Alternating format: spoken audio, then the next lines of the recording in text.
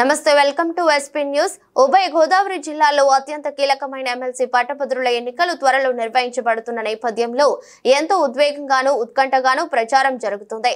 MLC అభ్యర్థి అయిన శ్రీ పేరాపత్తుల రాజశేఖర్ మాట్లాడుతూ పట్టభద్రులంతా తమ అమూల్యమైన ఓటును వేసి తనను గెలిపించవలసిందిగా పట్టభద్రులను కోరడం జరిగింది. ఈ ఎన్నికల్లో ఎంతో కష్టపడి ప్రచారంలో కొనసాగుతున్న ప్రతి ఒక్కరికి ప్రత్యేక కృతజ్ఞతలు ఆయన తెలిపారు.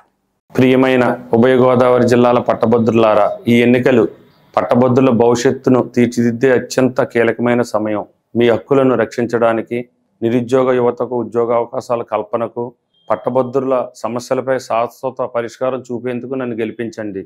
నేను మీ మద్దతుతో ప్రభుత్వ ఉపాధ్యాయ ఉద్యోగులు, కాంట్రాక్ట్ మరియు అవుట్సోర్సింగ్ ఉద్యోగుల హక్కులను కాపాడుతాను. ఈ ఎన్నికల ప్రక్రియ అనంతరము డిఎస్సి నోటిఫికేషన్ వచ్చేలా కృషి చేస్తాను.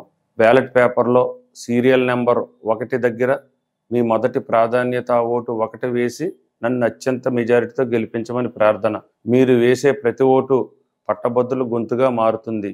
మీ సేవలో పేరాపత్తుల రాజశేఖరం, ఉభయ గోదావరి పట్టభద్రుల ఎమ్మెల్సీ కూటమి అభ్యర్థిని. ధన్యవాదములు.